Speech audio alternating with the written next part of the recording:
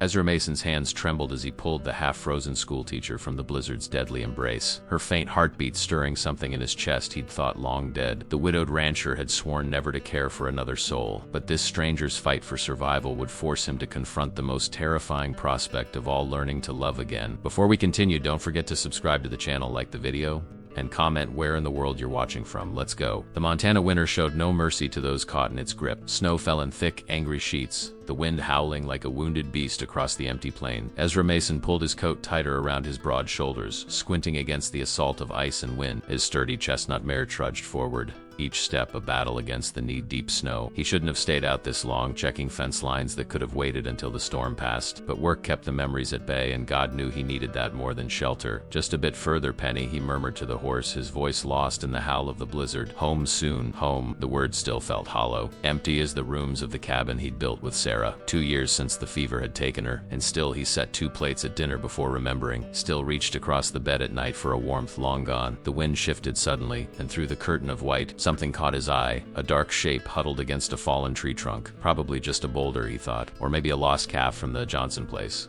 Either way, he couldn't leave it unchecked. Not in this cold, not with his conscience already heavy enough. Ezra guided Penny toward the shape, and as they drew closer, his heart hammered against his ribs. Not a boulder, not a calf, a person.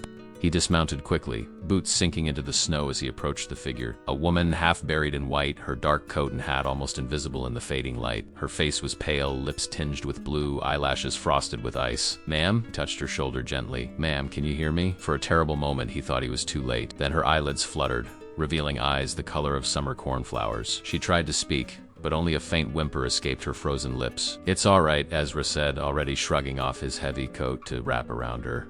"I've got you now." She was light in his arm, too light as he lifted her from the snow and carried her to Penny. With careful movements, positioned her in the saddle, then mounted behind her, one arm securely around her waist as he took the reins with his free hand. "My bag," she whispered, her voice barely audible. Ezra spotted a leather satchel half buried in the snow and retrieved it, tying it to the saddle. "Hold on now," he told her, feeling her body shiver violently against his chest. "My place isn't far." The journey back to his cabin seemed to stretch for hours, though it couldn't have been more than 20 minutes. The woman drifted in and out of consciousness, occasionally murmuring words he couldn't make out. By the time the cabin came into view, a sturdy structure of log and stone with smoke curling from the chimney. Ezra's fingers were numb around the reins, and the woman had gone frighteningly still. He carried her inside, kicking the door shut against the storm. The warmth of the fire he'd banked that morning greeted them, though it had burned low in his absence. Gently he laid her on the bearskin rug before the hearth, then quickly added logs to the flames. "Ma'am, can you hear me?" he asked, kneeling beside her, her eyes open slightly unfocused. "Cold," she whispered. "So cold." "I know. We need to get you warm." Ezra hesitated, knowing what needed to be done, but acutely aware of propriety. "Your clothes are soaked through.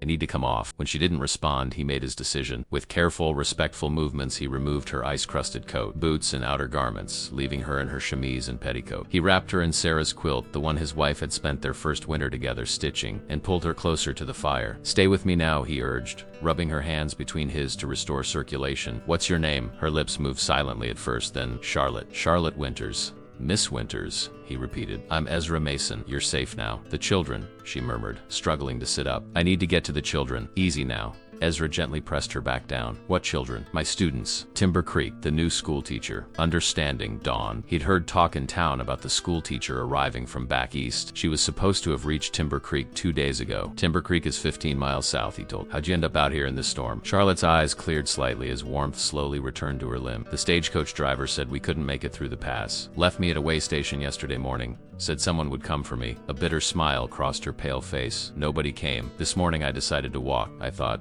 I could make it." Ezra shook his head, fighting back a surge of anger at whoever had abandoned her.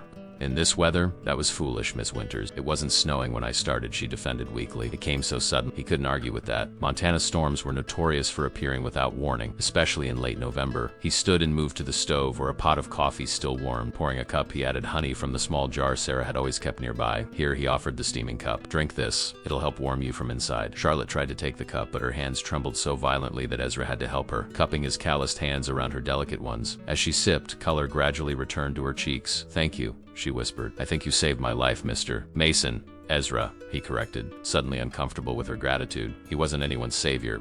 Couldn't even save his own wife. Just did what anyone would do. "No," Charlotte said with surprising firmness. "Not everyone would have stopped. Not in that storm, not for a stranger. He looked away, busying himself with hanging her wet clothes near the fire to dry. You hungry? Got some stew I can heat up. And without waiting for an answer, he moved to the kitchen area and stirred the remains of last night's rabbit stew. The familiar motions gave him something to focus on besides the woman wrapped in his wife's quilt, besides the first female voice to fill these walls in 2 long years. This your home? Charlotte asked, her gaze wandering around the cabin. It was simple but solid. One main room with a curtained-off sleeping area, rough-hewn furniture that Ezra had built himself. A few shelves of books that Sarah had insisted on bringing when they'd moved west. It is, he replied simply. Her eyes settled on the small painting above the mantel. Sarah, with her auburn hair and gentle smile, painted by a traveling artist the spring before she died. Your wife? Ezra's jaw tightened. Was understanding softened Charlotte's face.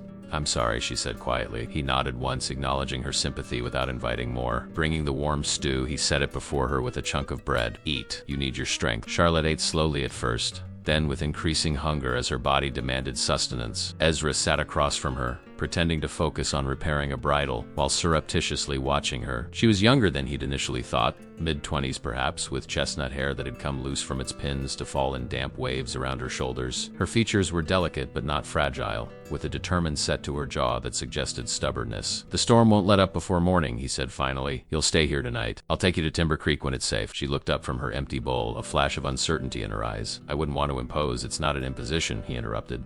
It's common sense. You go back out there tonight, you'll die. Simple as that. Charlotte flinched at his bluntness, but nodded. Then I'm in your debt, Mr. Mason. Ezra, thank you. Outside, the wind howled louder, rattling the windows in their frames. Inside, the fire crackled and popped, casting dancing shadows on the walls. Ezra couldn't remember the last time he'd had a conversation this long with another person, let alone a woman. It made him acutely aware of how isolated he'd become since Sarah's death, how he'd pulled away from the community they'd once been part of. I'll sleep by the fire, he said, rising to his feet. You can take the bed. I couldn't possibly. You can and will, he insisted. You're still recovering. Need proper rest, single quotes, too tired to argue further. Charlotte nodded. Ezra helped her to her feet, steadying her when she swayed slightly. He guided her to the curtained-off area where his bed, neatly made as Sarah had taught him, waited. I'll be right outside if you need anything, he told her. Charlotte paused at the curtain, turning to face him. In the soft glow of the lantern, with her hair tumbling around her shoulders and her eyes bright with unshed tears of gratitude, she looked almost ethereal. You're a good man, Ezra Mason, she whispered, in a world that too often isn't. Before he could respond, she disappeared behind the curtain, leaving him standing there,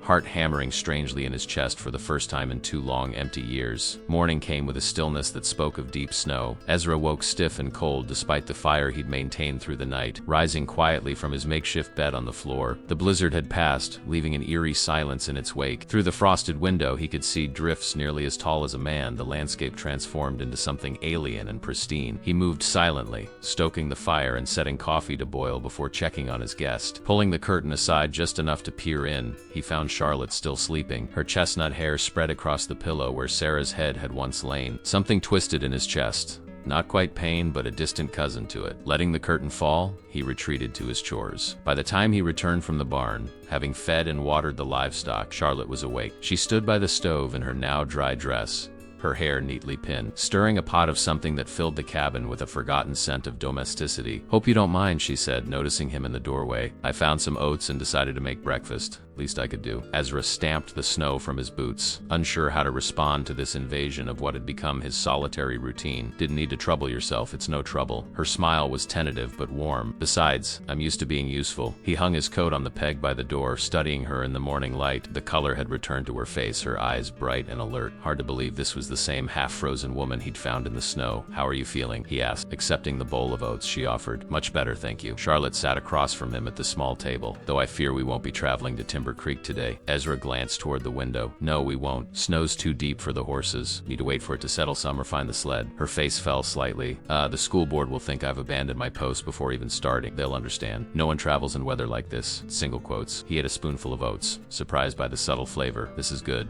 What's in it? Cinnamon and dried apples from my supplies, Charlotte explained. I always carry some staples when I travel. Teaching posts can be unpredictable in their accommodation. This isn't your first position, then? She shook her head. My 4th in 3 years. I taught in Pennsylvania first, then Ohio, most recently in Nebraska. You move around a lot for a school teacher, Ezra observed. A shadow crossed her face. Let's just say I haven't found the right community yet. There was a story there, but Ezra didn't press. Everyone had their reasons for coming west, their secrets and sorrow. The frontier didn't ask for explanations, only endurance. And you? Charlotte asked after a moment. Have you always been in Montana? 5 years now. Came from Kentucky after the war.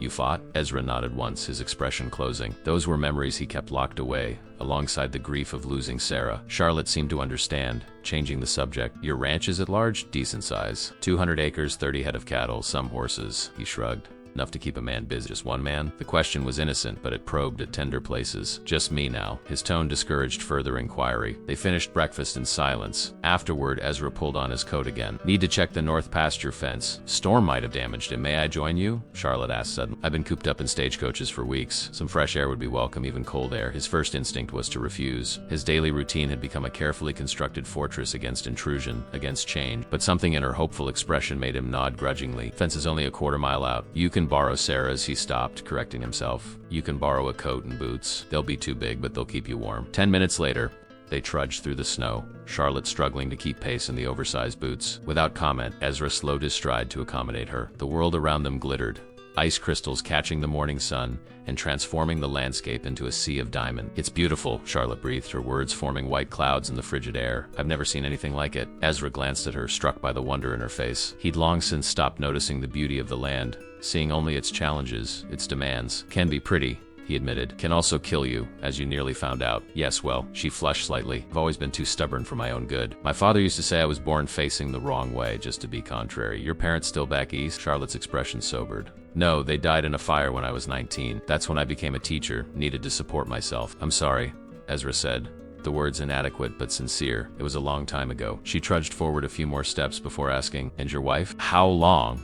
2 years in February? He was surprised by how steady his voice sounded. Fever took her. Nothing to be done. Single quote. Charlotte nodded, seeming to understand all he wasn't saying. The helplessness, the rage, the endless questioning of why her and not him. They reached the fence line, finding a section where the weight of the snow had indeed broken through the top rail. Ezra set to work, repairing the damage with efficient movements. Charlotte stood nearby, watching quietly. The children at the school, she said after a while. What are they like? Ezra paused, considering. Haven't had much dealing with them. Maybe 20 kids altogether, ages 5 to 16. Ranchers' children, shopkeepers, some orphans taken in by family. Are they well behaved? He almost smiled at the concern in her voice. They're children. They're what you make them, I suppose. That's a wise observation, Mr. Mason, not wisdom. Just observation. He hammered the last nail into place. Last teacher didn't last long. Man from Chicago who couldn't handle the isolation. Charlotte straightened her shoulders. Well, I'm not from Chicago and I'm not a man. I intend to stay. There was that stubborn chin again, the quiet determination that had probably kept her alive in the storm. Ezra found himself wondering if she really would stay, if she could endure the harsh realities of frontier life. For some reason, he hoped she would. On the walk back, Charlotte slipped on a hidden patch of ice, crying out in surprise. Ezra caught her reflexively, one arm circling her waist before she could fall. For a moment they stood frozen like that, her body pressed against his, her gloved hands clutching his coat. Their faces were inches apart, close enough that he could see flecks of gold in her blue eyes, could feel her quickened breath warm against his chin. Thank you, she whispered, not immediately pulling away. Something long dormant stirred in Ezra's chest, a recognition, a possibility he'd thought buried alongside Sarah. It terrified him. He set Charlotte firmly on her feet and stepped back, his expression shuddering closed. Watch your step, he said gruffly. Ice everywhere. Back at the cabin, an uncomfortable silence settled between them. Ezra busied himself with chores while Charlotte found her satchel and removed a book, settling by the fire to read. Occasionally he caught himself watching her, the way the firelight played in her hair, the slight furrow of concentration between her brows, the gentle way she turned each page. It had been so long since he'd shared his space with another person that he'd forgotten the comfort of quiet companion. Despite his resistance, he found the cabin felt less empty with her in it. As dusk approached, Ezra checked the weather again. The sky had cleared, stars beginning to emerge in the deep blue expanse. The temperature would drop further tonight, but tomorrow might bring the chance to travel. We should be able to reach Timber Creek tomorrow if we leave early, he told Charlotte as they ate a simple supper. Road will be hard going, but passable with the sled. She nodded, relief and something like disappointment crossing her features. That's good. I'm already late and there's so much to prepare before classes begin. You'll do fine, Ezra said, surprising himself with the encouragement. Charlotte studied him across the table, her head tilted slightly. You know, for a man of few words, you see a great deal, Ezra Mason. He shrugged uncomfortably. Just practical observation. No, she said softly. It's more than that. You understand people, even if you prefer to keep your distance from them. The insight struck too close to home. Ezra stood abruptly, gathering their empty plates. Should turn in early. Morning comes quick, and it'll be a long ride to town. Charlotte nodded, accepting his retreat. Of course. And Ezra, thank you again for everything. That night, lying on his makeshift bed by the dying fire, Ezra listened to the soft, even breathing behind the curtain and wondered what Sarah would think of the schoolteacher with the stubborn chin and perceptive eyes. For the first time, the thought of his wife didn't bring only pain, but a gentle ache tempered with something like peace. Outside, the stars wheeled overhead in their ancient pattern, indifferent to the small human dramas playing out beneath them. Inside, something long frozen had begun, ever so slightly to thaw. Dawn broke in ribbons of pink and gold across the snow-covered landscape as Ezra hitched his strongest horses to the sled. His breath clouded in the frigid air, the temperature well below freezing despite the clear sky. He worked methodically, checking the runners, securing the blankets and supplies for the journey, all while trying to ignore the strange reluctance settling in his chest at the thought of delivering Charlotte to Timber Creek. Inside the cabin, Charlotte gathered her few belongings, folding Sarah's borrowed nightgown and placing it neatly on the bed. She ran her fingers along the simple patchwork quilt, wondering about the woman who had sewn it, the woman whose absence filled this cabin more completely than her presence ever could. In just 2 days, Charlotte had come to understand the depth of Ezra's loss through the small details: the single chair pulled close to the fire, the carefully preserved feminine touches throughout the cabin, the way his eyes sometimes focused on empty spaces, as if seeing someone no longer there. When she emerged,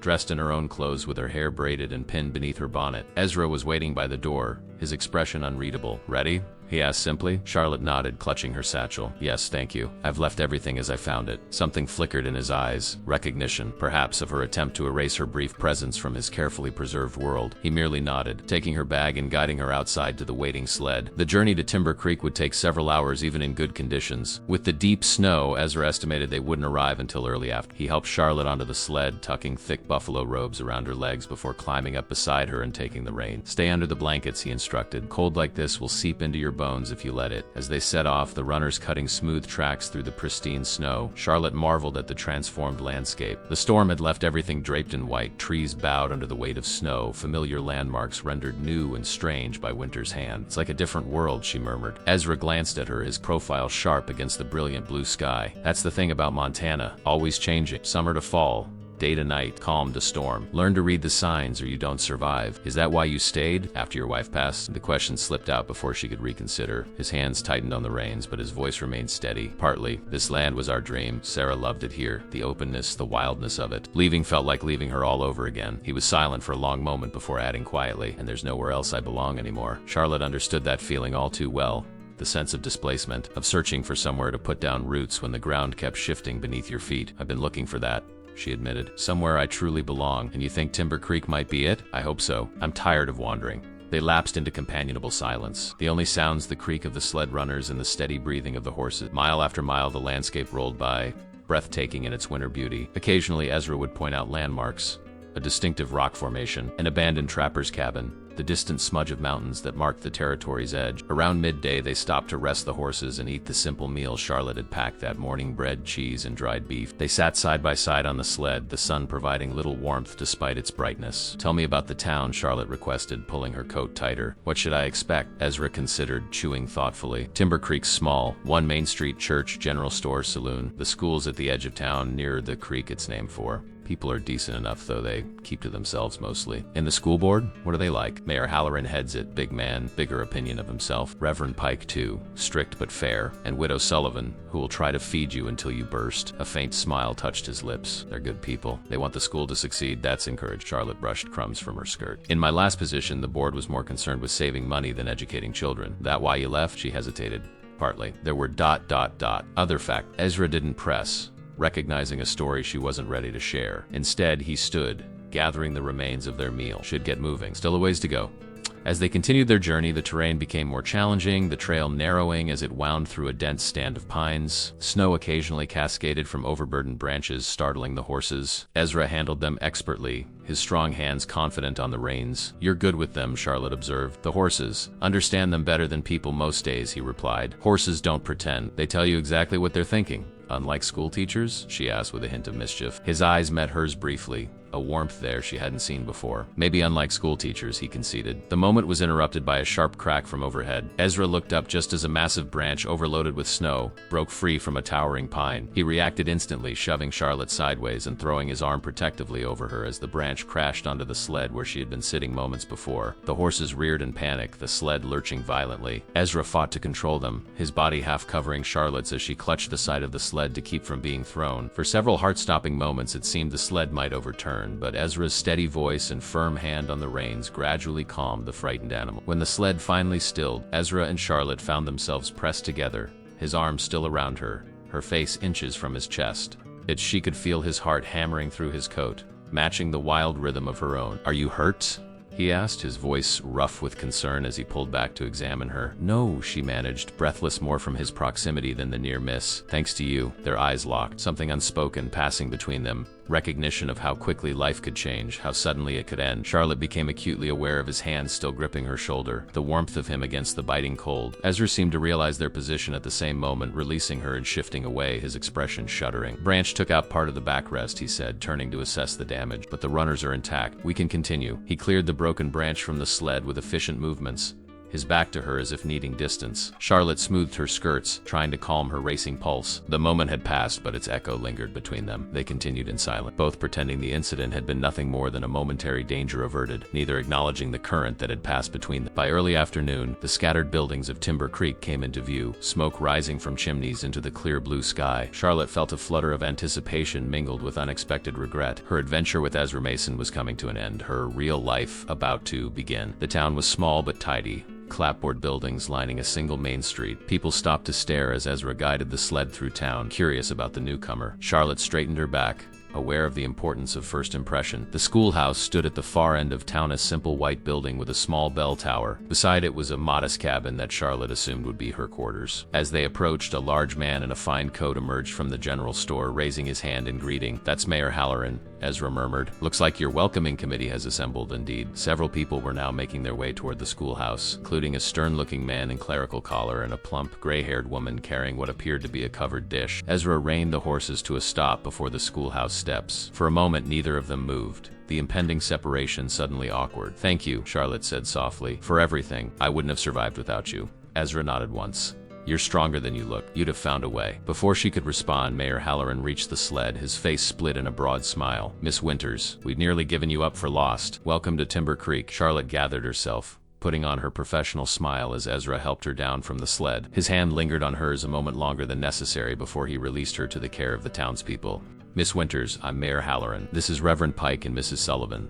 We're so relieved to see you safe and sound." As introductions continued, Charlotte was aware of Ezra standing quietly by the horses, watching. When she glanced back at him, his expression was carefully neutral, but something in his eyes suggested he was already rebuilding the walls her presence had temporarily breached. "Mr. Mayor," Halloran acknowledged, turning to Ezra, "we're mighty grateful you brought our teacher safely to us. Just happened upon her in the storm." Ezra replied. "Anyone would have done the same." "Well, you must stay for supper," Mrs. Sullivan insisted. "After such a journey, both of you need a proper meal." Ezra shook his head. "Need to get back before dark. Storm might have damaged more fences." His eyes met Charlotte's one last time, something unresolved hanging in the air between them. Then he climbed back onto the sled, gathered the reins, and with a brief nod to the assembled group, turned the horses toward home. Charlotte watched him go, the strange hollowness in her chest belying the warm welcome surrounding her. She had arrived at her destination, but somehow it felt as though she'd left something essential behind on that remote ranch with the quiet, wounded man who'd saved her life. In the weeks that followed, Charlotte threw herself into her new role as Timber Creek school teacher. The small cabin beside the schoolhouse became her home, sparse but clean, with a desk by the window where she prepared lessons late into the night. The townspeople had been welcoming, especially Mrs. Sullivan, who seemed determined to fatten Charlotte up with regular deliveries of fresh bread and stew. The school itself was simple, one room with rows of rough-hewn benches, a pot-bellied stove in the corner, and a small blackboard at the front. 23 children of varying ages filed in on that first Monday morning, their faces a mixture of curiosity, wariness, and in some cases, outright defiance. "Good morning," Charlotte had greeted them, standing straight despite her nervousness. "I'm Miss Winters, your new teacher." A freckle-faced boy in the back row had immediately tested her. "How long you stayin'?" "Last teacher only made it 6 weeks. Well," Charlotte had replied evenly. "I suppose that depends on whether you children prove worth staying for." That had earned her a few surprised looks and a grudging respect that had gradually solidified as the days passed. Charlotte quickly learned each child's strengths and weaknesses, adjusting her teaching accordingly. For Susie Jenkins, who struggled with reading but had a gift for mathematics, she found practical applications that built confidence. For the Thompson twins, who'd never attended school before, she created simple, achievable goals that steadily advanced their learning. By the end of the first month, Charlotte had established herself as firm but fair, winning over even the most reluctant students. The classroom hummed with purpose, and she found herself looking forward to each day with genuine enthusiasm. Yet in quiet moments late at night when the cabin creaked with winter cold, or at sunset when the mountains glowed with colors no painter could capture, her thoughts drifted to Ezra Mason and his isolated ranch. She wondered how he was faring, whether the loneliness pressed in on him as heavily as before. Sometimes she found herself touching the quilt he'd wrapped her in that first night, remembering the gentle strength of his hands as he'd tended to her. Miles away on that very ranch, Ezra moved through his days with mechanical precision. He fed the livestock, repaired equipment, chopped wood, and prepared simple meals that he ate alone at the table. The routine was familiar, necessary, but somehow emptier than before. He told himself it was foolish. The schoolteacher had been under his roof for less than 2 days. Nothing had changed, and yet everything had. The cabin seemed to echo with her absence. The chair where she'd sat reading by the fire, the pot where she'd made cinnamon oats, the curtained alcove where she'd slept in Sarah's place. Sarah. He still spoke to her sometimes, in the quiet of evening when memories pressed closest. But lately, those one-sided conversations had shifted. Instead of recounting his grief, he found himself telling Sarah about the stubborn schoolteacher with eyes like summer cornflowers, about how strange it had felt to have another presence in the home they'd built together. "You'd have liked her," he murmured one night, staring into the fire. "Strong, like you were, not afraid of hard work or speaking her mind." He caught himself then, surprised by the direction of his thoughts. It felt like betrayal, and yet Sarah had made him promise in those final fevered days that he wouldn't spend his life alone. He'd agreed to ease her passing, never intending to honor it. The memory brought a fresh wave of grief, but somehow less sharp-edged than before. Winter deepened its hold on the land, temperatures plunging as February arrived. In Timber Creek, coal supplies ran dangerously low. The usual shipment from Helena was weeks overdue, delayed by impassable mountain passes. "We'll have to close the school if this continues," Mayor Halloran informed Charlotte one bitter afternoon, his breath clouding in the cold classroom. "Can't have the children freezing, but we're just getting to a critical point in their studies," Charlotte protested. "Especially the older ones are preparing for examinations. I understand your dedication." "Miss Winters, but what about wood?" she interrupted. "If we can't get coal, surely there's timber available." The mayor sighed, rubbing his gloved hands together. "The nearest goods stands are on Mason's property. He's always allowed limited cutting rights, but someone would need to approach him. He doesn't come to town much these days." Charlotte's heart quickened at the mention of Ezra. "I'll go," she said, the words emerging before she'd fully considered them. "He helped me once before. Perhaps he'll help the school now." Mayor Halloran looked doubtful. "It's a long ride, and the weather, I won't get lost this time," she assured him with a confidence she didn't entirely feel. "And I'll take proper precautions." The next morning dawned, clear but bitterly cold. Charlotte borrowed a sturdy horse from the livery stable along with detailed directions to Ezra's ranch. Dressed in the warmest clothes she owned, with provisions packed in case of emergency, she set out just after sunrise. The journey was arduous, the trail often obscured by snow, but Charlotte had learned from her previous misadventure. She paid careful attention to landmarks, stopping frequently to consult her crude map. By midday, familiar features began to appear, the distinctive rock formation Ezra had pointed out, the abandoned trapper's cabin, finally the distant outline of his ranch. As she approached, her stomach fluttered with unexpected nervousness. What would Ezra think of her appearing unannounced? Would he see her visit as an intrusion, a disruption of the solitude he seemed to prefer? Ezra was splitting wood behind the barn when the sound of hoofbeats reached him. He straightened, axe paused mid-swing, scanning the horizon. A single rider approached, a woman, judging by the shape beneath the heavy coat. Recognition hit him like a physical blow. Charlotte. He set the axe down carefully, brushing wood chips from his clothes as he walked to meet her. She looked different somehow, more confident in the saddle, her cheeks flushed with cold and exertion, her eyes bright with purpose. "Miss Winters," he greeted her, his voice betraying no emotion. "Didn't expect to see you again." Charlotte dismounted somewhat awkwardly, removing her gloves to take his offered hand. The brief contact sent warmth up her arm despite the freezing temperature.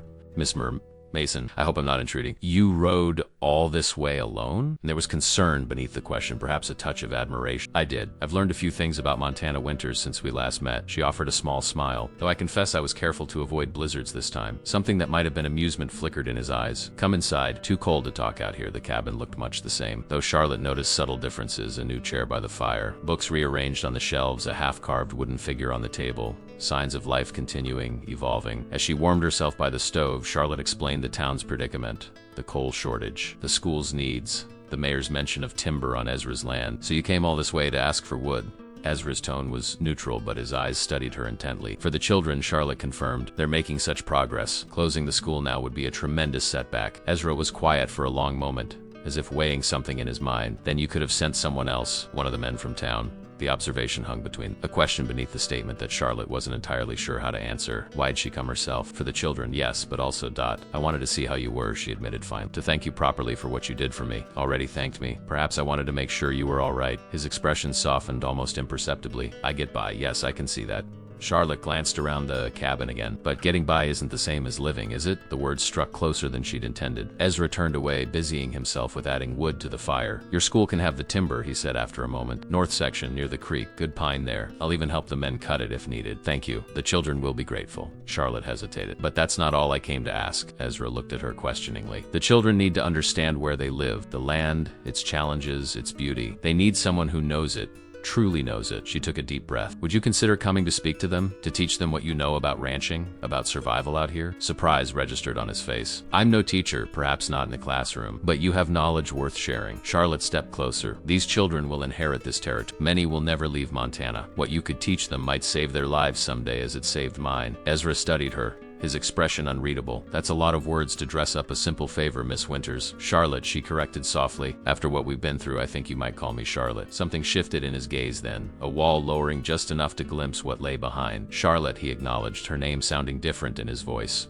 The afternoon light was beginning to fade, shadows lengthening across the cabin floor. Charlotte knew she should start back before darkness made travel dangerous, yet she found herself reluctant to leave. It'll be dark soon, Ezra observed, echoing her thoughts. Not safe to ride back now. I should have started earlier. I didn't consider the shorter daylight hours. She bit her lip, embarrassed at her poor planning. Stay, he said simply. Leave at first light tomorrow. The prospect of another night under Ezra's roof sent a complicated flutter through Charlotte's chest. I wouldn't want to impose again. Not an imposition. His eyes met hers directly. Safer this way. As Charlotte nodded her acceptance, the wind picked up outside, whistling around the eaves of the cabin, nature enforcing the decision they'd already reached. She found herself grateful for its intervention, for this unexpected extension of time with the quiet rancher who'd occupied more of her thoughts than she cared to admit. I'll tend to your horse, Ezra said, reaching for his coat. I can help, Charlotte offered, moving toward her own discarded outerwear. He paused at the door, considering her for a moment. Then, with the barest hint of a smile, he nodded. Quit reckon you can at that. Together they stepped out into the gathering twilight.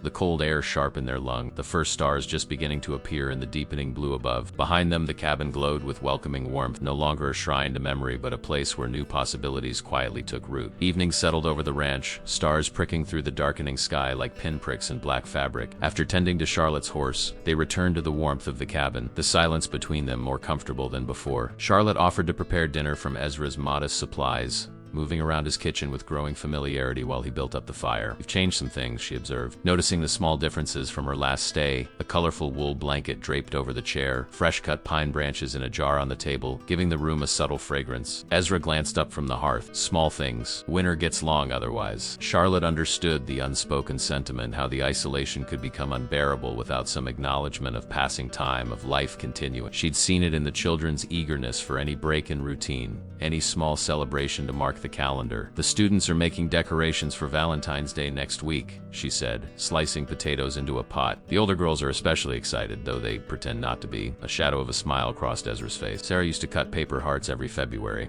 hung them from the rafters. Thought it was foolish, but ...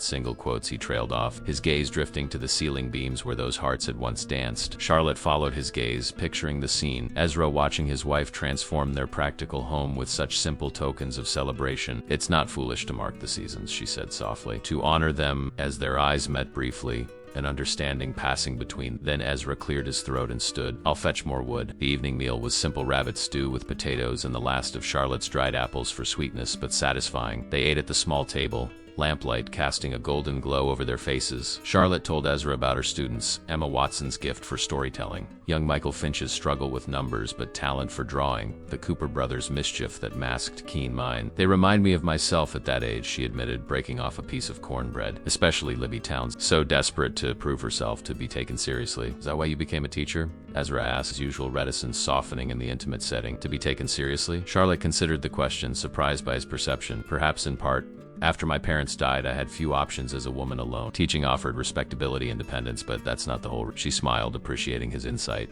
No, I also believe deeply in education, in its power to change lives, to open doors that might otherwise remain closed. She hesitated, then added, my father was illiterate. My mother taught herself to read from the Bible, then taught him in secret because he was ashamed. I saw how it transformed him, gave him dignity. Ezra nodded, understanding in his eyes. Knowledge is freedom. Yes, exactly. Charlotte felt a rush of pleasure at his comprehension. That's why your experience would be so valuable to the children. Practical knowledge about this land, about survival, is just as important as books. Ezra was quiet for a moment, turning his coffee cup in his hands. "I'll come," he said finally. "Not promising I'll be any good at it, but I'll come." "Thank you," Charlotte said simply, resisting the urge to reach for his hand across the table. After dinner, they settled by the fire, Ezra in his chair, Charlotte on the small stool she'd pulled close to the hearth. Outside, the wind had picked up again, whistling through the eaves, but inside was warmth and unexpected companionship. "May I ask you something personal?" Charlotte ventured, watching the flames dance. Ezra tensed visibly but nodded once. "How did you meet her, Sarah?" The question hung in the air, and for a moment Charlotte feared she'd overstep. But then Ezra's expression softened,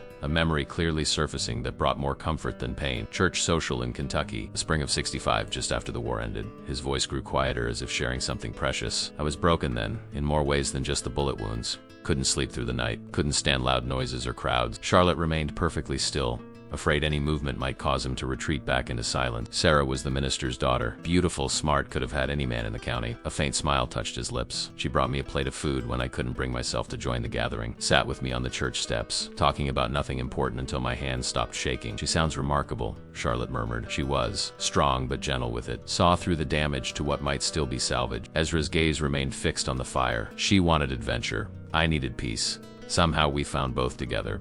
"And you came west?" He nodded. 2 years later, Sarah read about Montana Territory in a newspaper. Couldn't stop talking about it. Open spaces, fresh start, land of our own. His expression darkened slightly. "Never thought I'd be here without her." Charlotte's heart ached for him. She must have loved it here. She did. Ezra looked around the cabin, seeing it perhaps as it had been when Sarah was alive. Every morning she'd stand on the porch and just breathe it all in, even in the dead of winter. Said it made her feel alive. They sat in silence for a while, the fire crackling between them, each lost in thought. Charlotte found herself imagining Sarah, her strength, her optimism, the love that had helped heal a broken soldier. Would she resent another woman sitting in her home, warming herself at her hearth? Or would she be glad that Ezra was slowly finding his way back to the living? "I should turn in," Ezra said eventually, rising from his chair. "You take the bed again. I'll be fine out here." Charlotte nodded, too emotionally drained to argue. As she stepped behind the curtain to the sleeping alcove, she paused. "Thank you, Ezra, for sharing her with me." He didn't respond, but his expression in the firelight told her he understood. Later, lying in the darkness beneath Sarah's quilt, Charlotte listened to the wind and thought about the complex man sleeping just beyond the curtain, how grief had carved him into someone solitary but not unkind, how memory both anchored and confined him. She wondered if there might be room in his heart for new beginnings, or if Sarah would always occupy every corner. 3 days later, Ezra kept his promise. He rode into Timber Creek mid-morning, drawing curious stares from the townspeople who rarely saw the reclusive rancher. He tied his horse outside the schoolhouse just as the children were filing in from their morning recess. Charlotte had warned her students about their special visitor, instructing them to be on their best behavior. Even so, the sight of the tall, solemn man entering their classroom caused an immediate hush to fall. "Children," Charlotte said, moving to Ezra's side, aware of how imposing he must seem to the younger students.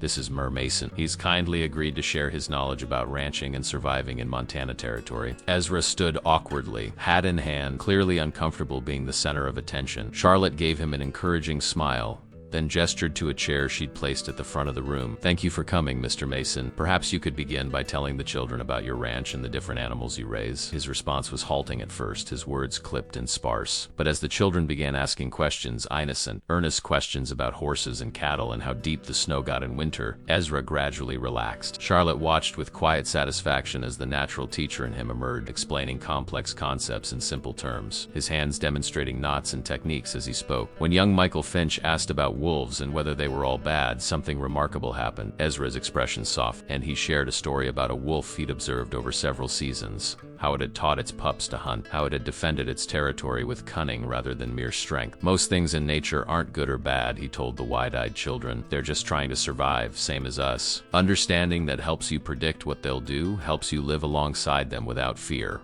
By the end of the hour, even the most restless children were captivated. When Ezra demonstrated how to read weather signs, clouds, wind patterns, animal behaviors, Charlotte could see the older boys especially hanging on every word, recognizing practical knowledge that might someday save their lives. "Will you come again, Mr. Mason?" Emma Watson asked as the lesson concluded, her usual shyness overcome by enthusiasm. Ezra glanced at Charlotte, something vulnerable in his expression. "If Miss Winters thinks it would be useful, very useful," Charlotte affirmed, her heart warming at the tentative connection forming between this solitary man and her students. "Perhaps next week, the children could prepare questions about spring planting." A nod was his only response, but it was enough. As the children filed out for the day, Ezra lingered, watching Charlotte gather papers and clean the blackboard. "You're good with them," he observed. "They respect you. They're good children," she replied, pleased by his assessment, eager to learn, especially from someone with real experience.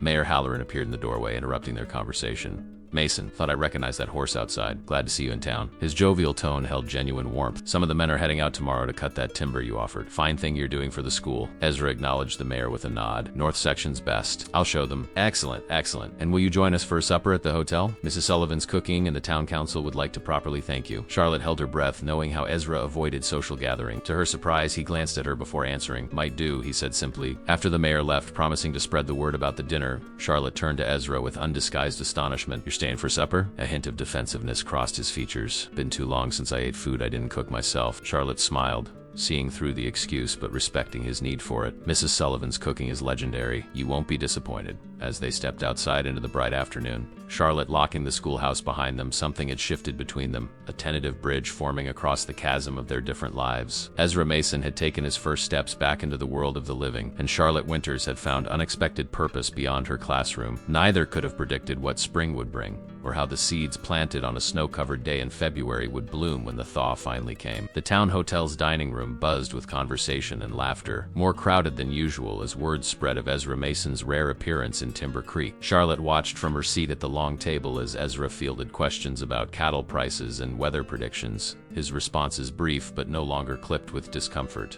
Though he'd positioned himself at the far end of the table, a safe distance from the heart of socializing, he was present, engaged, even offering occasional dry observations that surprised chuckles from his neighbors. Never seen Mason so talkative, Reverend Pike murmured to Charlotte, following her gaze. You're doing, I suspect. Charlotte felt color rise in her cheeks. Mr. Mason has always been generous. He simply prefers his own company most days. Most days, perhaps. The Reverend studied her with knowing eyes. Yet here he sits among us, watching you when he thinks no one notices. Before Charlotte could formulate a response, Mrs. Sullivan appeared with steaming platters of roast beef and potatoes. The widow's culinary reputation proved well-deserved. The food was delicious, prompting appreciative murmurs around the table. Even Ezra nodded his approval when Mrs. Sullivan hovered expectantly near his elbow. As the meal progressed, Mayor Halloran rose to his feet, tapping his glass for attention. Friends, we've gathered not just for Mrs. S. Sullivan's excellent cooking, but to express our gratitude to Ezra Mason. He gestured toward Ezra, who stiffened slightly under the collective gaze. Thanks to his generosity, our school will remain open despite the coal shortage. Our children will stay warm and continue their education. A murmur of approval rippled through the room. Charlotte smiled at Ezra, hoping to ease his discomfort with the attention. Furthermore, the mayor continued, Mr. Mason has begun sharing his considerable knowledge with our students. I propose a toast to good neighbors and community spirit. Glasses were raised, voices calling out, "Hear, hear," as Ezra acknowledged the toast with a tight nod. Charlotte noticed the tension in his shoulders, the way his fingers gripped his glass a fraction too firm. For a man accustomed to solitude, even positive attention could feel overwhelming. When conversation resumed and attention shifted elsewhere, Charlotte made her way to Ezra's side of the table, taking an empty seat beside him. You're surviving, she observed with gentle humor. Barely, he replied, but there was no edge to his voice. Food's good, at least. The children haven't stopped talking about your visit. Michael Finch has drawn pictures of wolves all week. A ghost of a smile crossed his face. Bright boy.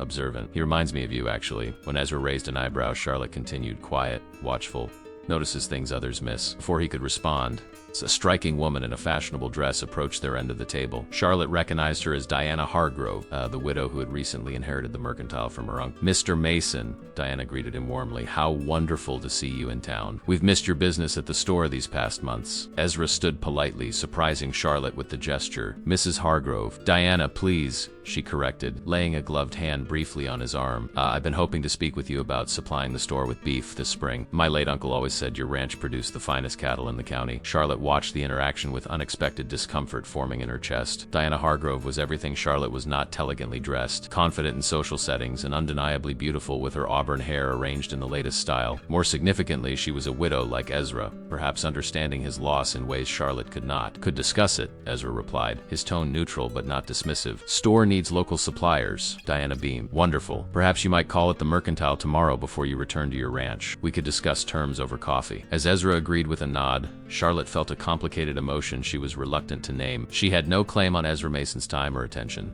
yet watching another woman so effortlessly engage him stirred something possessive within her. She excused herself quietly, moving to speak with Mrs. Sullivan about the following week's school lunches, all while conscious of Diana Hargrove's musical laughter from Ezra's end of the table. Later, as the gathering dispersed into the cold night air, Charlotte pulled her shawl tighter around her shoulders. Stars glittered overhead in the clear sky, the moon casting silver light across the snow-covered street. She'd declined Mayor Halloran's offer to escort her home, preferring the brief solitary walk to collect her thoughts. Miss Winters, she turned to find Ezra approaching, hat in hand. Mr. Mason, Did you enjoy the evening? Parts of it. His gaze was steady on her face. Leaving now? Yes. It's getting late. Charlotte hesitated, then asked, will you be staying in town tonight? Hotel's full. Riding back. In the dark? Is that safe? A faint smile touched his lips. Moon's bright. Horse knows the way. They stood in awkward silence for a moment, their breath clouding in the cold air between them. Charlotte found herself reluctant to part, aware that once Ezra returned to his ranch, days or weeks might pass before she saw him again. I meant what I said earlier, she offered. The children truly valued your lesson. You have a natural way of explaining things. Ezra shifted, clearly uncomfortable with the praise but not rejecting it outright. Next week then, for the spring planting talk. Yes, Wednesday afternoon would be perfect, if that suits you. He nodded, then glanced down the street where Diana Hargrove was being helped into a carriage by Mayor Halloran. Charlotte followed his gaze, that same uncomfortable feeling returning. Mrs. Hargrove seems eager to discuss business, she observed, keeping her tone carefully neutral. Ezra's expression revealed nothing. Town needs the store. Store needs suppliers, of course. Charlotte gathered her courage. She's very beautiful. Ezra looked at her then, really looked at her as if trying to decipher something in her expression. Suppose some would say so. Before Charlotte could respond, Mrs. Sullivan bustled over, her cheeks red from the kitchen heat and perhaps an extra glass of wine. Miss Winters, Mr. Mason, you're not leaving without dessert, are you? I've just set out the apple pie. The moment broke and they returned inside for pie and coffee. Charlotte was acutely aware of Ezra across the room, now engaged in conversation with several ranchers about spring cattle prices. Diana Hargrove had positioned herself nearby, occasionally contributing to the discussion with surprising knowledge of market conditions. Charlotte tried to focus on Reverend Pike's thoughts about adding religious education to the curriculum, but her attention continually drifted. When Ezra finally took his leave an hour later, he paused briefly by Charlotte's chair. Wednesday, he reminded her simply, his voice low. Wednesday, she confirmed, meeting his eyes. Safe journey, Ezra. He nodded once, then departed into the night, leaving Charlotte with a peculiar mixture of anticipation and uncertainty. The following weeks brought the first tentative signs of spring to Timber Creek. Snow remained on the ground, but patches of muddy earth emerged where the strengthening sun worked its gradual magic. The creek that gave the town its name began to swell with snowmelt, its ice cover cracking and shifting with ominous groans. True to his word, Ezra returned every Wednesday afternoon to speak to Charlotte's students. His lessons expanded from weather prediction and animal husbandry to include tracking, identifying edible plants, and simple carpentry. The children flourished under this practical education, their questions growing more thoughtful and specific each week. Charlotte observed with quiet satisfaction as Ezra's comfort with teaching increased, his natural taciturn nature giving way to genuine engagement when explaining concepts he valued. She also noted with less satisfaction that his visits to town now routinely included stops at the mercantile. Diana Hargrove had apparently secured her supply arrangement with Ezra's ranch, and rumors circulated about their business discussions, often extending to shared meals or walks along the awakening Main Street. I heard Mrs. Hargrove invited him to Sunday dinner last week, Mrs. Sullivan informed Charlotte one afternoon as they prepared for the school's monthly parents' gathering. First time anyone's seen Ezra Mason in church since his wife passed. Charlotte concentrated on arranging student artwork on the classroom walls, hoping her expression betrayed nothing of the sharp disappointment that pierced her at this news. Mr. Mason is free to attend church with whomever he chooses, she replied evenly. I'm simply grateful for his continued lessons with the children. Mrs. Sullivan studied her shrewdly. Well, if you ask me, that Diana Hargrove works too hard at being charming. All those fancy dresses ordered from back east, and did you notice she's redecorated the store's front window 3 times this month? Seems like a woman with something to prove. Single quotes, despite herself, Charlotte found comfort in the older woman's assessment. Still, she reminded herself firmly that Ezra's personal life was none of her concern. Their connection, whatever it might be, remained undefined. A fragile thing built on shared experiences and mutual respect, nothing more. She had no right to the disappointment that shadowed her thoughts whenever Diana Hargrove's name was mentioned alongside his. Yet when Wednesday arrived and Ezra appeared in the schoolhouse doorway, hat in hand and a wooden crate of seedlings under his arm for the day's lesson on gardens, Charlotte couldn't help the warmth that bloomed in her chest at the sight of him. And when his eyes met hers across the room, something in his steady gaze suggested that, despite Diana Hargrove's charms and their natural compatibility as widowed property owners, Ezra Mason's thoughts might not be entirely decided. Good afternoon, Mr. Mason, she greeted him, her smile genuine despite the complications of her feeling. The children have been looking forward to your visit all week, Miss Winters, he replied, setting down his crate of seedling. And though his words were few as always, something in the way he said her name, a gentle emphasis, a particular care made Charlotte wonder if perhaps, just perhaps, he had been looking forward to this day as much as she had. April arrived in a tumult of contradictions, warm sunny days followed by sudden snowstorms, muddy roads that froze overnight, and the persistent roar of the creek as winter reluctantly surrendered to spring. The town hummed with renewed energy as winter's isolation eased,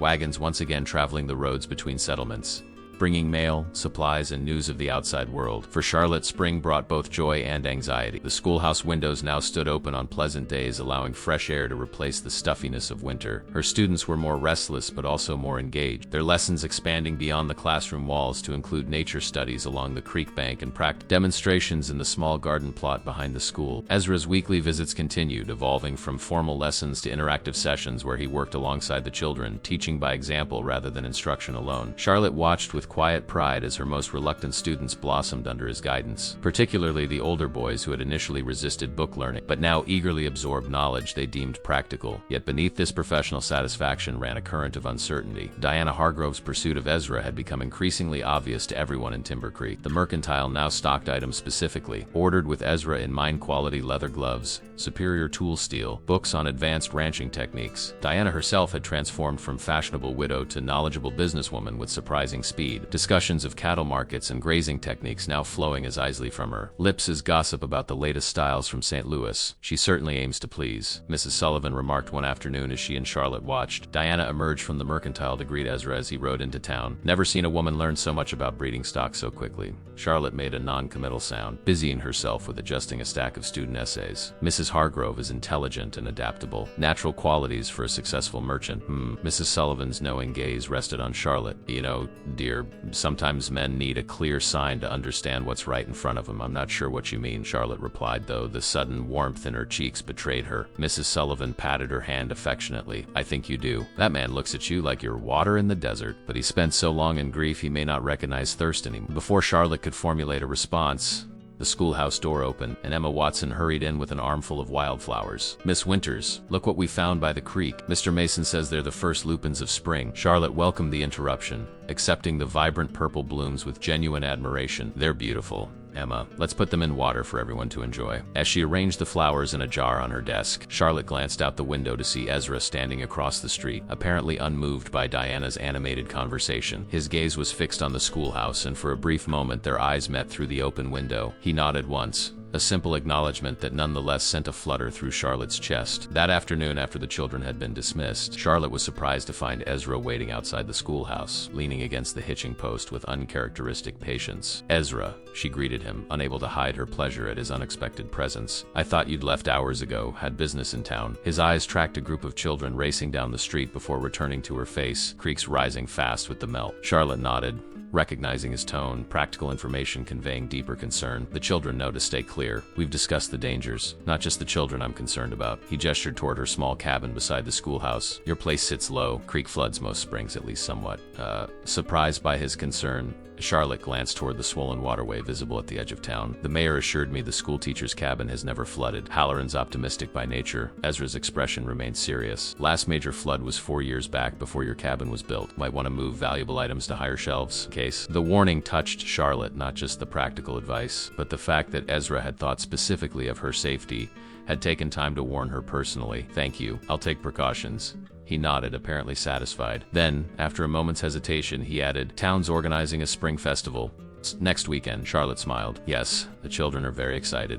We're preparing recitations and displays of their work. Planning to attend? The question hung between them, seemingly simple yet laden with unspoken meaning. Charlotte studied Ezra's face, trying to decipher his intent. Of course. As the teacher, I'm expected to oversee the children's performances. Ezra shifted slightly, his usual confidence replaced by an awkward uncertainty she found endearing. Might be there myself. Mayor's asked for volunteers to organize the horseshoe competition. That sounds perfect for you, Charlotte replied warmly, genuinely pleased to see Ezra taking on a community role. The children will be delighted to see you there. Something like disappointment flickered across his face. So briefly she might have imagined it. Right. The children. Before Charlotte could clarify, could perhaps suggest that others might be equally pleased by his presence. Diana Hargrove's voice rang out across the street. Mr. Mason, there you are. I was hoping to catch you before you rode back to your ranch. Ezra straightened, his expression closing once more into its familiar reserve as Diana approached. Resplendent in a deep green dress that highlighted her auburn hair, she acknowledged Charlotte with a polite nod before turning her full attention to Ezra. I've just received word that the specialty items you ordered have arrived. Would you like to collect them now? I was about to close the store, but I'd be happy to wait if you'd like to inspect them. Charlotte felt suddenly superfluous. Standing awkwardly as Diana's practiced charm enveloped Ezra, she gathered her shawl closer despite the mild afternoon. I should prepare for tomorrow's lessons. Good evening to you both, Miss Winters.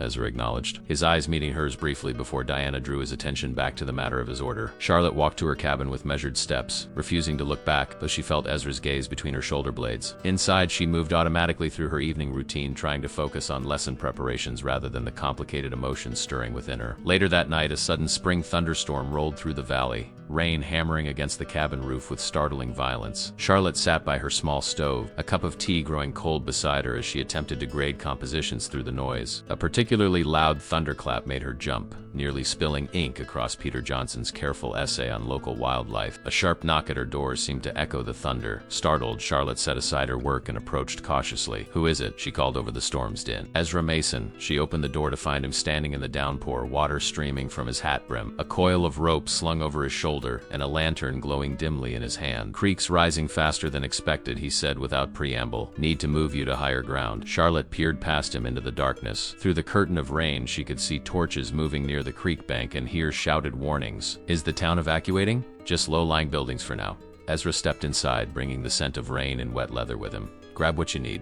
Essentials only. Mayor's opening the hotel for those who need shelter." Shocked by the sudden turn of events, Charlotte hurried to gather her most important belongings: grade books, personal documents, a small box containing her parents' few remaining mementos, and a change of clothes. She stuffed these into a carpet bag while Ezra quickly constructed makeshift platforms from her furniture, lifting her books and other valuables onto elevated surfaces. "Ready?" he asked as she donned her coat and grabbed her bag. Charlotte cast one last glance around the small cabin that had become her home. Yes. Outside, the storm's fury was disorienting. Rain drove sideways on gusting wind, the ground already turning to flowing mud beneath their feet. Ezra took her bag, then offered his arm for stability. Charlotte gripped it gratefully, shocked by how quickly conditions had deteriorated. They had barely reached the main street when a thunderous crack echoed through the valley, followed by shouts of alarm from the direction of the creek. Logjam broke. Someone called through the darkness. "Water's coming fast." Ezra's grip on Charlotte's arm tightened. "Hotel's too far. Need higher ground now." Before she could respond, he was guiding her toward the church, which stood on the highest point in town. Other figures converged on the same destination, parents carrying children,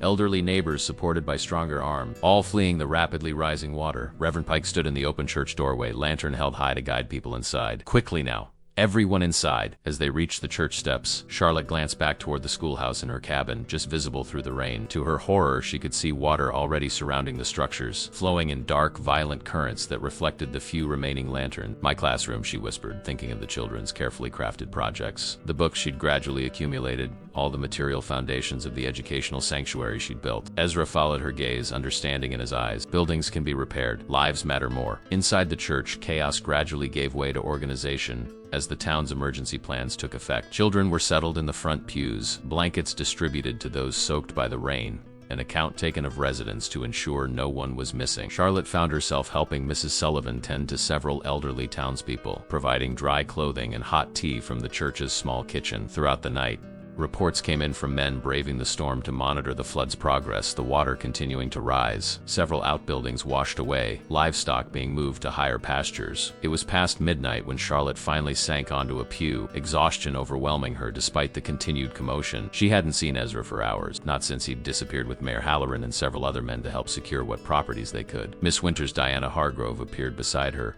remarkably composed despite the circumstances, her hair neatly pinned beneath a lace cap. "You look exhausted. Here, I've brought you some coffee." Charlotte accepted the steaming cup with genuine gratitude. "Thank you, Mrs. Hargrove. Any news from the men?" The last report said the water has reached the mercantile's front step, but hasn't entered the building yet." Diana settled beside Charlotte with surprising grace given the circumstance. "Ezra Mason has been instrumental in organizing the sandbagging efforts. Such a natural leader in a crisis." Charlotte nodded, too tired to analyze the proprietary way Diana spoke Ezra's name. "He warned me this afternoon that the creek might flood. I should have taken it more seriously." "You couldn't have known it would happen so quickly," Diana said kindly. "None of us did." They sat in unexpected companionship, two women united by concern for the town, and though neither acknowledged it aloud, for a certain taciturn rancher working somewhere in the storm. Dawn broke with exhausted clarity, the storm finally spent after hours of relentless fury. As the first pale light filtered through the church's stained glass windows, casting kaleidoscope patterns across the floor, Charlotte stirred from her uncomfortable doze on the hard wooden pew. Around her, the makeshift refugee camp was already coming to life, mothers tending to fretful children, Reverend Pike organizing a breakfast committee,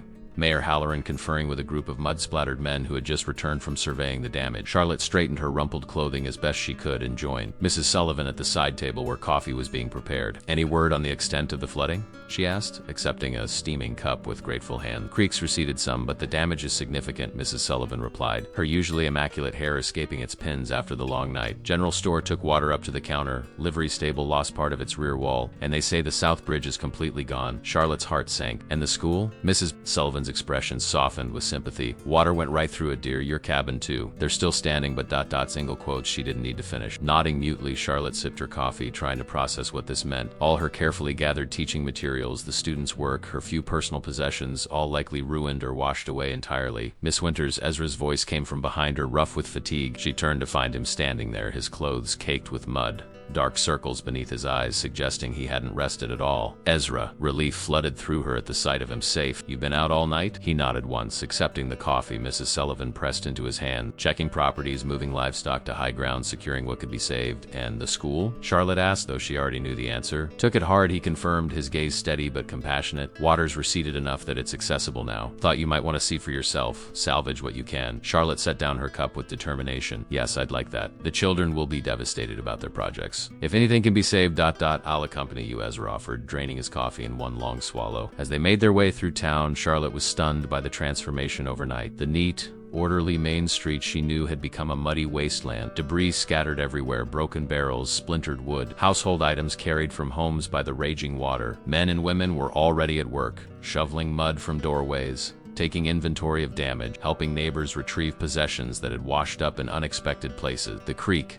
so violent just hours before, had retreated to something closer to its normal channel, though still swollen and brown with sediment. Its banks had been radically reshaped, trees uprooted, new channels carved through what had once been gardens and yards. As they approached the schoolhouse, Charlotte's steps slowed involuntarily. The tidy white building stood as if in shock, doors hanging askew, windows broken, mud coated everything.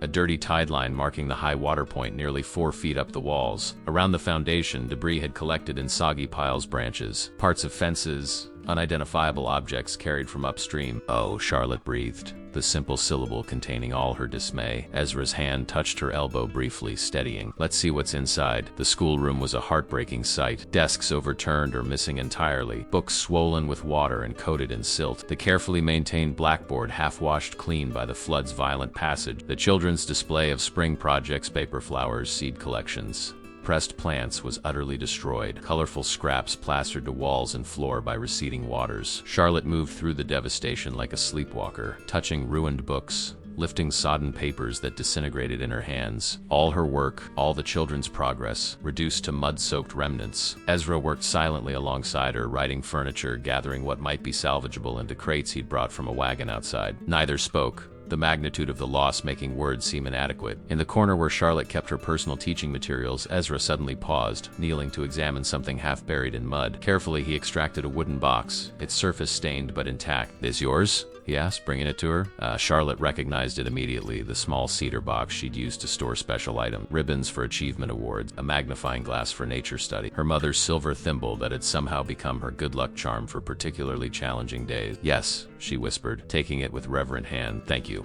Their fingers brushed in the exchange, and Ezra didn't immediately withdraw his hand, instead steadying the box between them. "Not everything's lost," he said quietly. Something in his tone made Charlotte look up, finding his eyes on her face rather than the box they both held. The intensity of his gaze caught her breath. Concern, yes, but something deeper, something that spoke of connection beyond mere neighborly care. The moment stretched between them, fragile and significant, until a shout from outside broke the spell.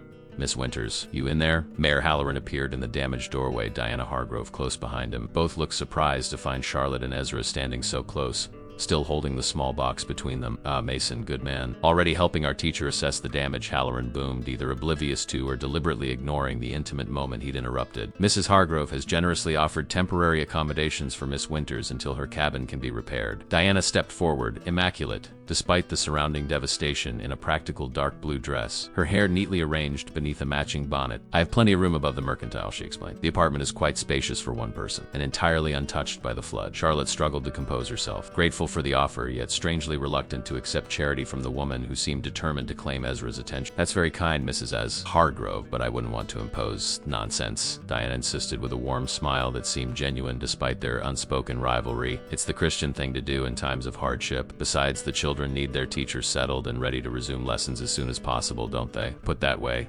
Charlotte could hardly refuse. "Thank you, then. I accept with gratitude." Ezra had stepped back when the others entered, resuming his task of gathering salvageable items. Now he straightened, his expression once again unreadable. "Mayor, the school building itself is sound. Foundations intact. Needs new windows, floor repairs, fresh plaster." Halloran nodded, surveying the damage with a critical eye. "Timber Creek has weathered floods before. We'll rebuild better than ever." He clapped Ezra on the shoulder. "Your expertise will be invaluable, Mason. The town council is meeting tonight to organize repair crews for all damaged buildings. We'll need every skilled hand." "I'll be there," Ezra replied, his commitment to the community now seemingly natural. The reclusive widower of months past transformed by crisis into an integral part of the town. Diana beamed at him. "Your leadership during this disaster has been remarkable, Mr. Mason." "Everyone is saying so." Charlotte watched as Ezra shifted uncomfortably under the praise, his gaze briefly finding hers as if seeking understanding from the one person who knew how difficult such attention was for him. She offered a small smile of encouragement, a silent acknowledgement of how far he'd come. The next 2 weeks passed in a blur of mud, sweat, and gradually emerging order from chaos. The town pulled together with remarkable resilience, neighbors helping neighbors regardless of previous difference. Work crews rotated between buildings, ensuring everyone received assistance. Even the children joined in age-appropriate tasks, sorting salvageable materials, delivering meals to workers, and, in the case of the older boys, working alongside the men on simpler construction projects. Charlotte found temporary quarters in Diana's spacious apartment surprisingly comfortable, if somewhat awkward. Diana proved a gracious hostess, respectful of Charlotte's privacy while providing genuine hospitality. Their shared concern for the town's recovery created an unexpected rapport, though neither woman directly addressed the unspoken tension regarding Ezra Mason. Charlotte established a makeshift classroom in the church, determined that education should continue despite the disaster. The children attended with renewed enthusiasm, perhaps understanding more deeply now the precious nature of knowledge and community. Each day brought stories of items recovered, problems solved, and neighbors helping each other in unexpected ways. Ezra was everywhere during those weeks, repairing the livery stable's damaged wall, helping resurrect the South Bridge with ingenious use of salvaged timbers, and dedicating particular attention to the schoolhouse reconstruction. Charlotte often found him there after her makeshift classes concluded, meticulously rebuilding desks, installing new windows, or applying fresh whitewash to cleaned walls. "You don't have to do all this yourself," she told him one afternoon, finding him carefully reinstalling the blackboard. "Surely your ranch needs attention too." "Ranch is fine," he replied, adjusting the frame to ensure it hung perfectly level. "Hired Johnson's boy to help with daily chores. Still, this is above and beyond what anyone expected." Charlotte stepped closer, handing him a nail from the nearby bucket. "The children and I are grateful, but I don't want to take advantage of your generosity." Ezra paused, hammer suspended mid-task. "Not doing it for gratitude, then why?"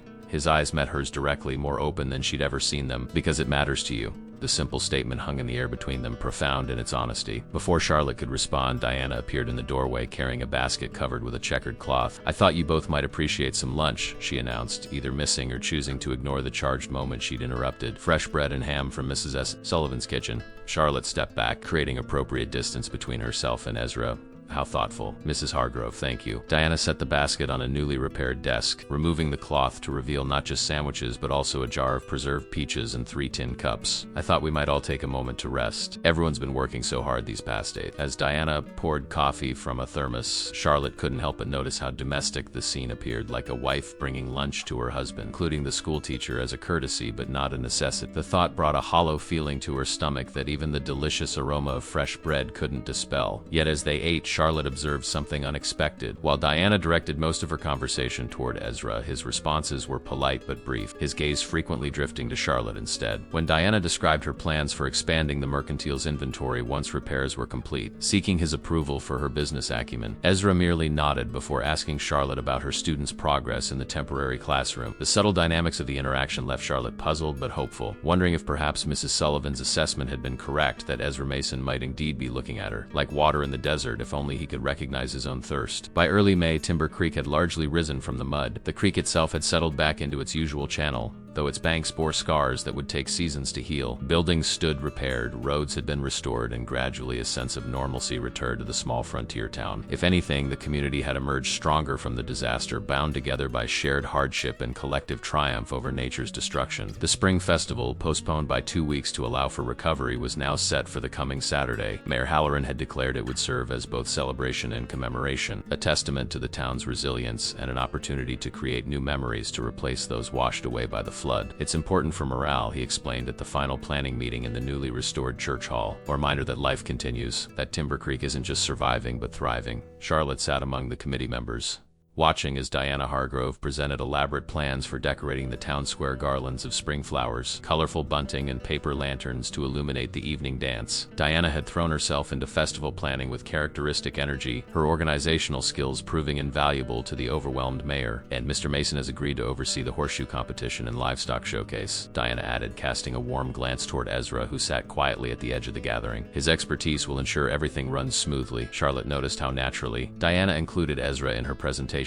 now, as if his involvement were an extension of her own. Over the weeks of recovery, Diana's pursuit had grown more confident, more openly proprietary. They made a striking pair, Diana with her refined beauty and social grace, Ezra with his quiet strength and newfound community standing. Many in town had begun referring to them as a unit, assuming an understanding that had never been publicly acknowledged. For his part, Ezra remained inscrutable, participating in community efforts with steady dedication but revealing little of his personal thoughts. Since that moment in the schoolroom when he'd admitted to helping because it matters to you, Charlotte had felt a tentative connection between them. Yet Ezra had never elaborated, never moved their relationship beyond the careful friendship they'd established. Perhaps, Charlotte thought with resignation, that single moment of honesty had been nothing more than an expression of neighborly concern rather than the deeper feeling she'd briefly imagined. Perhaps Ezra Mason was indeed better suited to Diana Hargrove with her self-assurance and practical understanding of ranch life. Miss Winters? Mayor Halloran's voice broke into her thoughts. Were you planning to have the children perform their recitations before or after the pie contest? Charlotte gathered herself quick. Before, I think. The younger ones grow tired by late afternoon and we want them at their best. As the meeting concluded, Charlotte gathered her notes, planning to return to the schoolhouse where final preparations for the children's performances required her attention. The building had been fully restored, better than before in many ways, with fresh paint, sturdy new desks,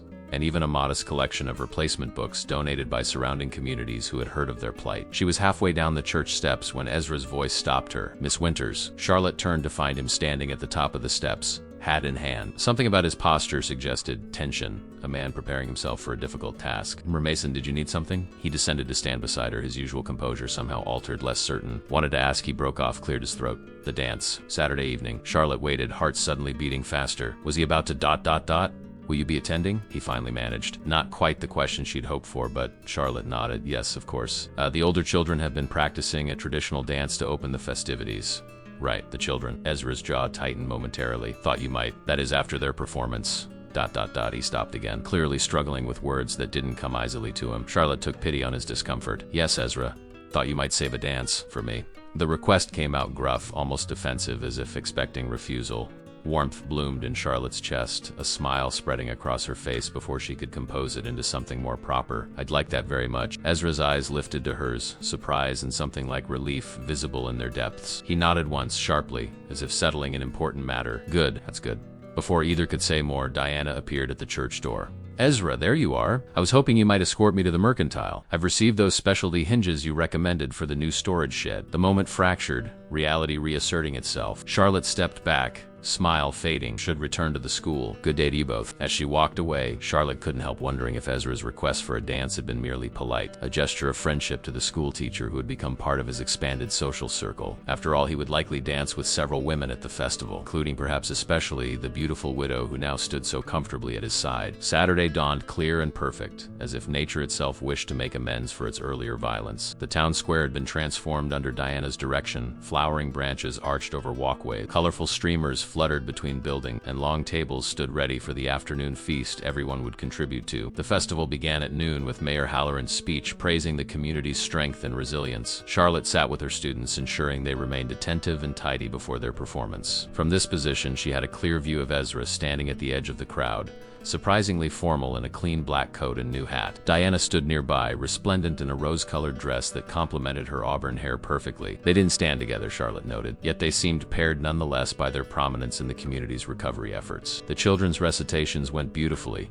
each student projecting clearly as they'd practiced for. Charlotte felt a surge of pride as little Emma Watson, once too shy to speak above a whisper, delivered a poem about springtime with perfect composure. When Michael Finch presented his illustrated composition about the flood recovery, complete with detailed drawings of the rebuilding process, Charlotte noticed Ezra watching with unmistakable approval. As the afternoon progressed, Charlotte found herself swept up in festival activities, judging the children's art display, helping Mrs. Sullivan arrange the dessert table, congratulating winners of the various competitions. She glimpsed Ezra periodically efficiently managing the horseshoe tournament, his quiet authority evident in how contestants deferred to his decisions without question. By early evening, lanterns were lit around the square as townspeople cleared away the day's debris and prepared the central area for dancing. Musicians tuned their instruments on a small platform while couples and families gathered in anticipation. Charlotte stood to one side, watching her older students demonstrate the Virginia reel they'd practiced diligently. "They've done you proud," came Ezra's voice beside her, startling Charlotte, who hadn't heard him approach. "They've worked very hard," she agreed, turning to find him standing closer than expected. His familiar scent, leather, pine, and something uniquely him, enveloped her, comforting and disquieting at once. "Town's come a long way since the flood," he observed, scanning the festive square. "Wouldn't have happened without you." Charlotte looked at him in surprise. "Me? I hardly did anything compared to others. You, for instance."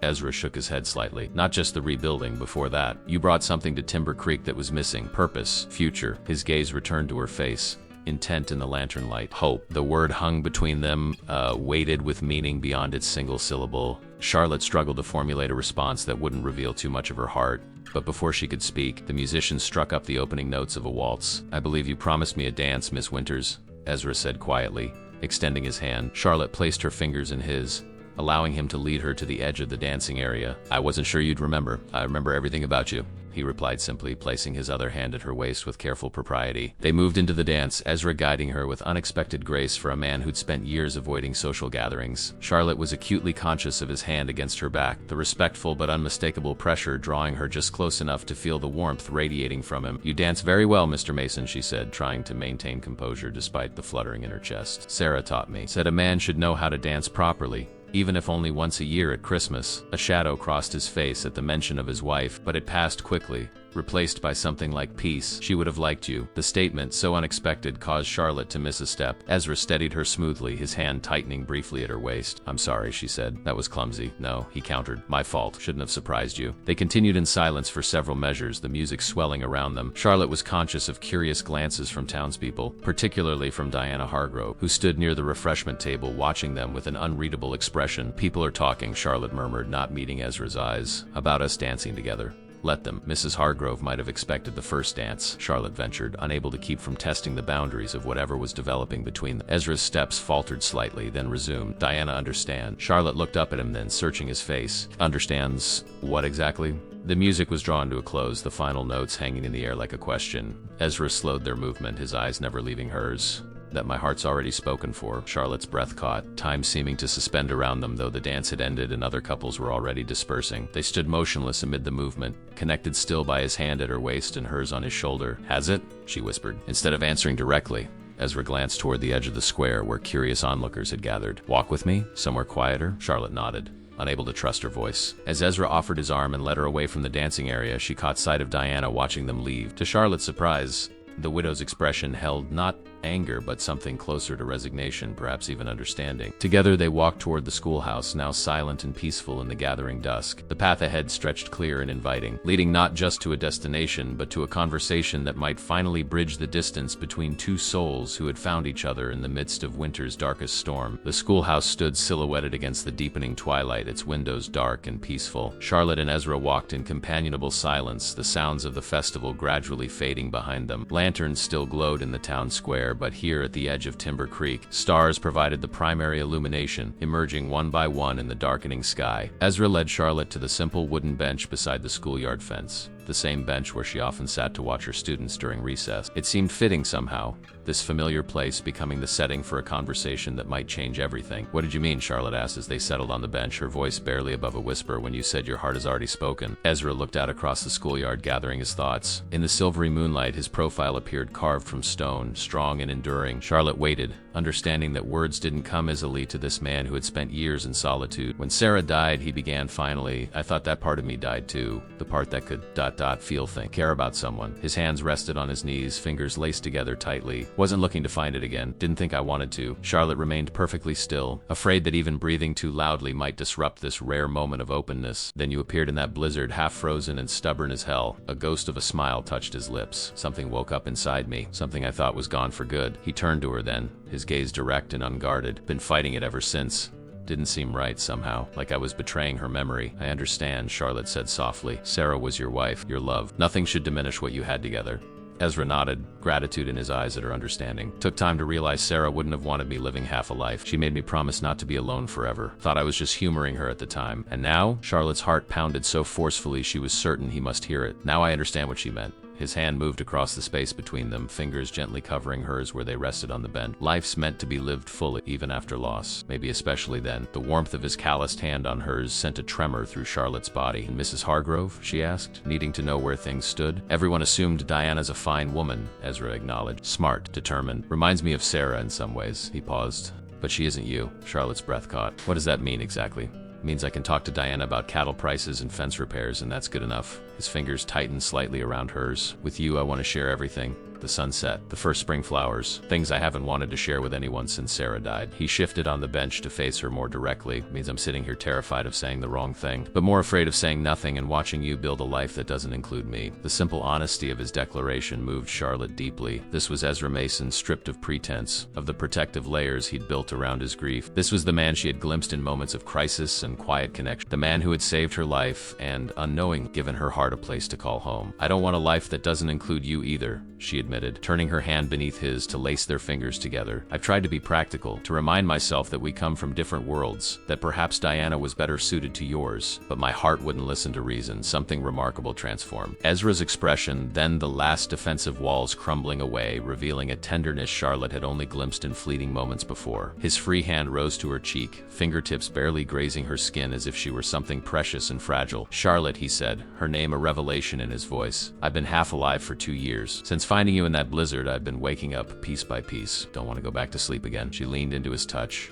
eyes closing briefly at the intensity of emotion washing through her. When she opened them again, he was closer, his gaze dropping to her lips with unmistakable intent. May I? He asked. The question breathed between them like a prayer. In answer, Charlotte closed the remaining distance herself, pressing her lips to his with gentle certainty. Ezra's hand slid from her cheek to cradle the back of her head, drawing her closer as the kiss deepened, expressing everything words had struggled to convey: longing, tenderness, the promise of a future together. When they finally parted, Charlotte rested her forehead against his, unwilling to move away completely. What happens now? She whispered. Ezra's thumb traced the curve of her cheek. That depends on you. My life is here, the ranch, the land, but your teaching means everything to you. I want you to give that up. I won't have to, Charlotte replied, understanding his concern. Timber Creek needs its teacher, and I've come to love this community. This is home now. Single quotes, relief and joy mingled in Ezra's expression. Then I'd like to court you properly, Charlotte Winters. No rush. No pressure. One day at a time, building something real between us. Charlotte smiled, her heart full. I'd like that very much, Ezra Mason. They might have remained there longer, discovering this new territory of shared feelings, but the distant sound of voices reminded them of the festival continuing in town. Reluctantly, they rose from the bench, hands still joined as they began the walk back. People will talk, Charlotte observed, echoing her earlier comment from the dance floor. Ezra's response was the same, though this time accompanied by a genuine smile that transformed his usually solemn features. Let them. As they approached the town square, the celebration continued, unabated couples dancing beneath paper lanterns, children chasing fireflies at the edges of the gathering, neighbors sharing food and stories of the flood and recovery. Diana Hargrove stood conversing with Mayor Halloran and Reverend Pike, her rose-colored dress catching the light as she gestured animatedly. When Diana spotted them returning, hands still linked, a brief shadow crossed her features. Then, with remarkable composure, she approached them directly. Miss Winters, Mr. Mason, she greeted them, her smile small but genuine. The children's performance was lovely, Charlotte. You've accomplished wonders with them in such a short time. Thank you. Diana, Charlotte replied, using the woman's first name deliberately, an acknowledgement of respect beyond mere formality. Your work on the festival has been extraordinary. The entire town is grateful. Diana's gaze dropped briefly to their joined hands before meeting Ezra's eyes. Something unspoken passed between them, understanding, acceptance, perhaps even relief at clarity finally achieved. You both deserve happiness, Diana said simply. Then, with graceful dignity, she returned to her conversation with the mayor, leaving Ezra and Charlotte to rejoin the celebration on their own terms. The months that followed brought changes both subtle and profound to Timber Creek. Summer arrived in earnest, bringing lush growth to fields still bearing the scars of spring floods. The schoolhouse garden flourished under the combined care of students and their teacher, practical lessons in cultivation yielding tangible rewards of vegetables and flowers. Ezra's courtship proceeded with the same steady reliability that characterized everything he did. Each Wednesday he still came to teach the children, but now he lingered afterward, sometimes accompanying Charlotte on walks along the recovering creek banks, sometimes simply sitting with her on the schoolhouse porch as evening approached, sharing the quiet companionship that had become precious to them both. On warm Sunday afternoons, Charlotte would ride out to the ranch, where Ezra showed her the improvements he'd made: a freshly painted porch, new curtains and windows that now opened regularly to admit sunshine, flower beds where Sarah had once planted roses, now tended with careful hands that honored memory while embracing new life. By September, as golden light bathed the valley and the first hints of autumn touched the distant mountains, Ezra asked Charlotte to become his wife. The proposal came not with grand gestures, but with heartfelt simplicity as they sat together on his porch, watching the sunset paint the sky in spectacular colors. This land was Sarah's dream, he told her, holding a small ring that had belonged to his mother, but sharing it with you would be mine.